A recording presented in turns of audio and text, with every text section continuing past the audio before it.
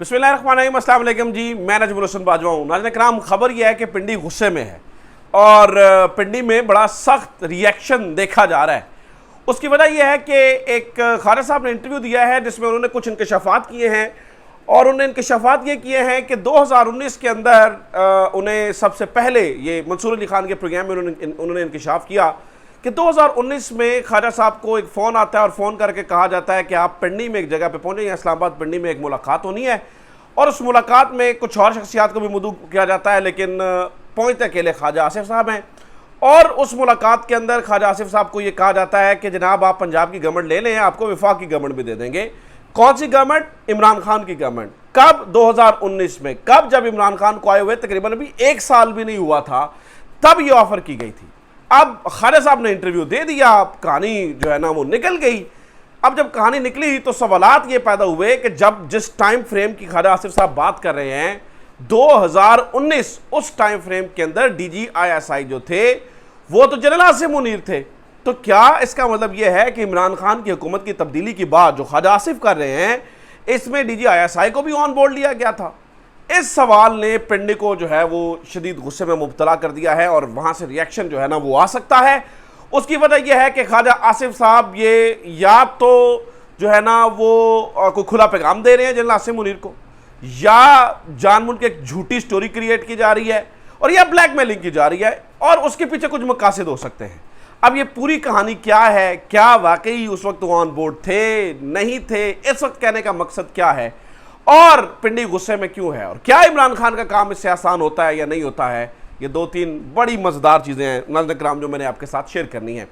पहले इस कहानी को तफसीलन समझ लीजिए कि ये पूरा मामला है क्या, किस तरह से शुरू हुआ, किस तरह से आगे बढ़ा और ये कहानी शुरू कैसे हुई। होता यह है कि मंसूर अली खान एक इंटरव्यू करते हैं ख्वाजा आसिफ से, जिसमें और इससे पहले भी जो है ना वो ख्वाजा आसिफ ने हामिद मीर के साथ भी और महर बुखारी साहबा के साथ भी इस बात का बार बार इकरार किया कि हमें ऑफ़र की गई थी कि आप गवर्नमेंट ले लीजिए।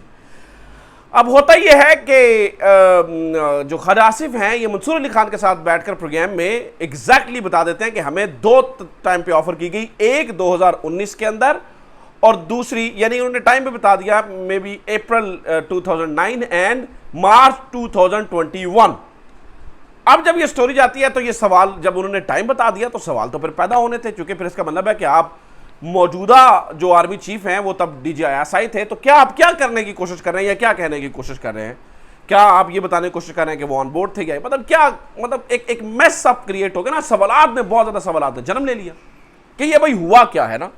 और मुझे ये लगता है कि वैसे मैं स्टोरी रोक के आपको बता दूं, मुझे ये लगता है कि ये जानबूझ के जनरल आसिम को कुछ पैगाम देने की कोशिश कर रहे हैं और उसकी कुछ रीज़न हो सकती हैं, वो आगे चलकर डिस्कस करते हैं। बहरहाल, लेकिन जब ये सवालात पैदा हुए मंसूर अली खान साहब के ऊपर बैशिंग हुई और उन्हें कहा गया कि जनाब आपको तब ये पूछना चाहिए था कि जनाब इसका मतलब बताएं, आपको ख्वाजा आसिफ साहब से पूछना चाहिए था कि ये स्टोरी जब हुई तो उस वक्त तो DGISI जो है वो जनरल आसिम मुनीर थे, क्या आप उनके ऊपर इल्ज़ाम लगा रहे हैं और ये वो जो आपने नहीं पूछा। तो मंसूर अली खान ने एक और व्लॉग किया और उस व्लॉग का उन्होंने पूरा टाइटल भी ये लिखाया और साथ में उन्होंने लाइन बार बार लिखी कि क्या उस वक्त के DGISI जो है वो ऑन बोर्ड थे। ये उन्होंने इस टाइटल के साथ, इस लाइन के साथ पूरा व्लॉग कर दिया। सो दरोग बर गर्दने रावी जो कुछ कह रहे हैं मंसूर अली खान कह रहे हैं और जो उन्होंने टाइटल लिखा मैंने उसमें से लाइनें निकाली, ये वाली कि जनरल आसिम वाली जो बात कही जा रही है। सो दरोग बर गर्दने रावी। अब कहानी सुने। उसके बाद मंसूर अली खान साहब ये कहते हैं कि जनाब मैंने ख्वाजा आसिफ साहब को दोबारा फ़ोन किया और उन्होंने हमें ये स्टोरी सुनाई कि मैं गाड़ी पे कहीं पे ट्रैवल कर रहा था तो मुझे फ़ोन आता है कि वहाँ पर आप पहुँचे, पिंडी इस्लामाबाद के अंदर एक मीटिंग है। मैं वहाँ पे पहुँचा तो हमें कहा गया कि आप ले लें, गवर्नमेंट ले लें पहले ये और फिर आप वफाक में गवर्नमेंट ले लीजिएगा। अभी आप पंजाब में गवर्नमेंट ले लें और दिसंबर तक आपको वफाक में भी गवर्नमेंट दे देंगे, जिसमें बकौल ख्वाजा आसिफ उन्होंने कहा जी नहीं, ठीक है मैं गवर्नमेंट नहीं लूँगा। इससे मंसूर अली खान कहते हैं कि मुझे उस हाजिर सर्विस जो मुलाकात थी ख्वाजा आसिफ की वो एक हाजिर सर्विस जर्नैल के साथ थी और उस हाजिर सर्विस जर्नैल का नाम भी मुझे ख्वाजा आसिफ ने बताया, लेकिन वो ऑफ द रिकॉर्ड रखा। जब वो नाम सामने आएगा तो तोते उड़ जाएंगे, हवाइयाँ उड़ जाएंगी और ये चीज़ें इस तरह से।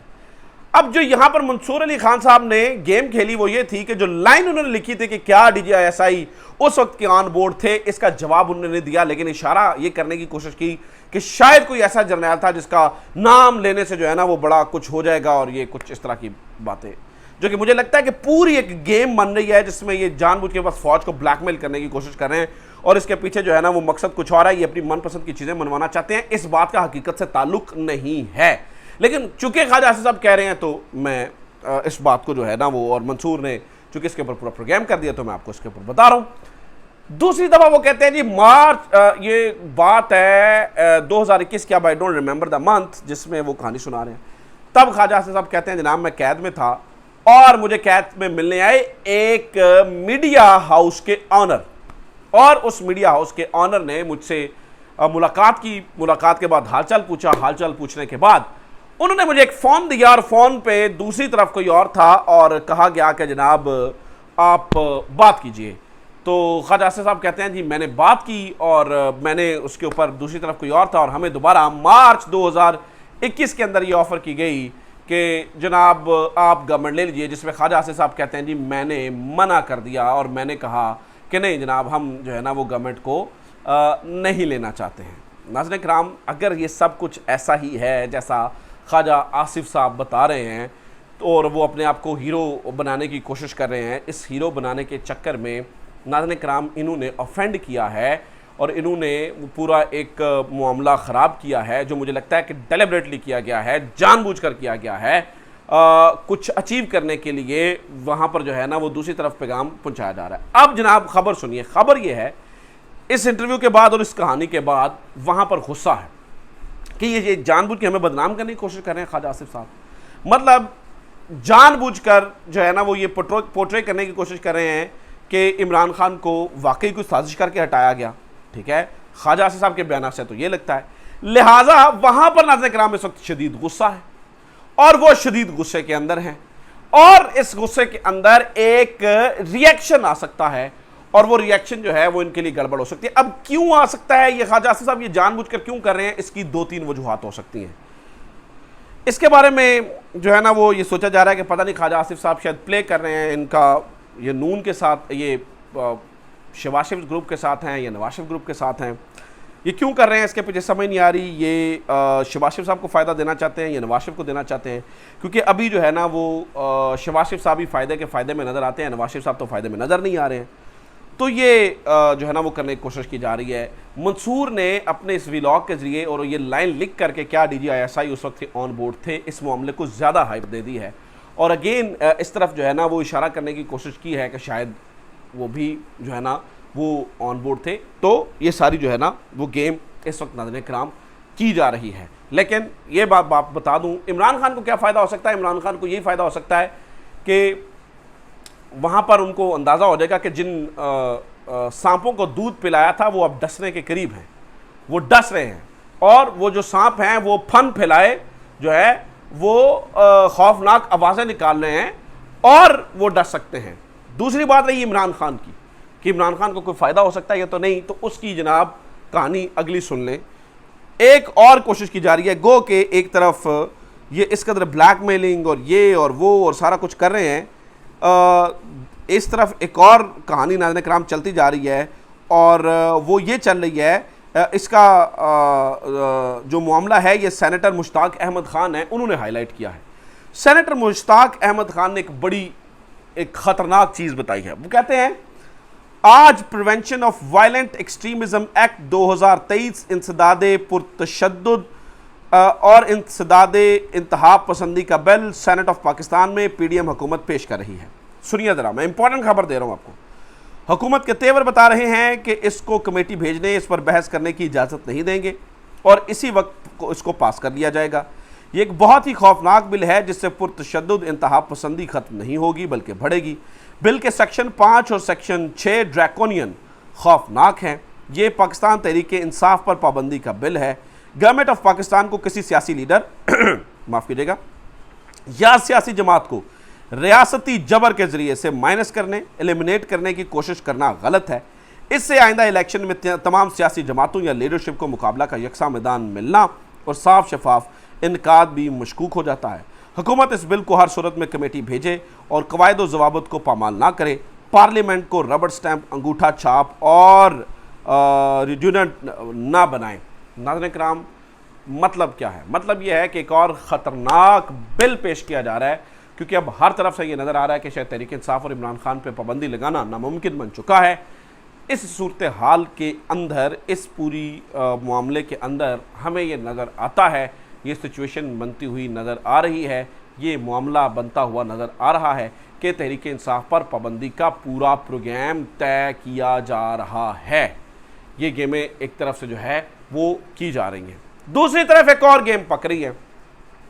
बताने वाले बताते हैं कि ये भी स्टोरी हो रही है, क्योंकि असम्बलियाँ मोस्ट प्रोबेबली 8 से 10 तारीख के दरमियान तहलील कर दी जाएंगी, ताकि 3 महीने का वक्त इन इंतखाबात को मिल सके।